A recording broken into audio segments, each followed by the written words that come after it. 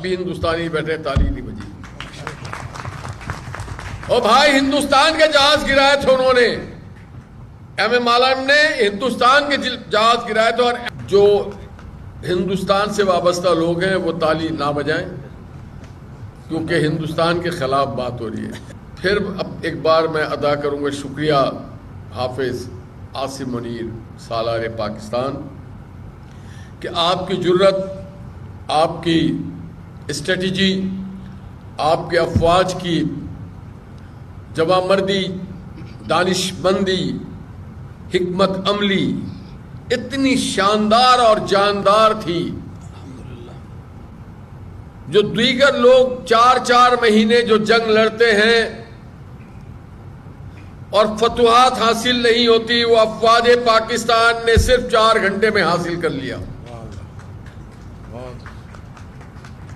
جو ہندوستان سے وابستہ لوگ ہیں وہ تالی نہ بجائیں, کیونکہ ہندوستان کے خلاف بات ہو رہی ہے. جو بھی انڈینز بیٹھے ہیں, اب بھی مجھے لگتا ہے پاکستانی یہاں کم بیٹھے ہیں, یہاں سے وہاں تک سلسلہ ہے. اور آپ کو تو دیکھ کے ہمیں حوصلہ ملتا ہے, سارے دیندار لوگ ہیں. آپ تو فاقہ کشی کے ساتھ بھی جنگ لڑ لیتے ہیں اور آئندہ بھی لڑتے رہیں گے. ہم لوگ ہی ہیں جو کم کھا کے ہم لڑ نہیں پاتے ہیں, ہمیں پورا خوراک چاہیے, پھر ہماری سیاسی کارکن نعرہ لگاتے ہیں, مگر آپ تو خالی پیٹ میں بھی لگا لیتے ہیں. بہرحال تو یہ افواج پاکستان کو ایک اسٹریٹجک ڈیپتھ دی جو ایک نئی تاریخ رقم ہو رہی ہے, جو اب وار ہسٹری میں اسٹوڈنٹس کو پڑھایا جائے گا.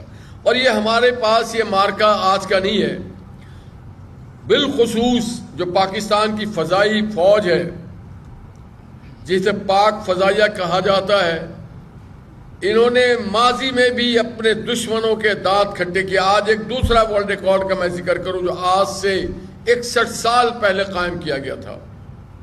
غالباً 61 بھی نہیں, 61 سال پہلے.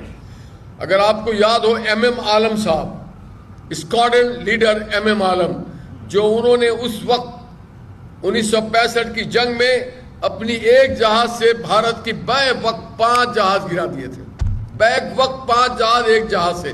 تو اس کا عالمی ریکارڈ آج بھی موجود ہے اور آپ کو فخر کرنا چاہیے اپنے افواج پہ, اپنی فضائیہ پہ.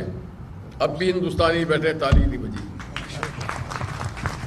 اور بھائی ہندوستان کے جہاز گرائے تھے انہوں نے, ایم ایم عالم نے ہندوستان کے جہاز گرائے تھے. اور ایم ایم عالم پاکستان فضائیہ کے اسکواڈرن لیڈر تھے.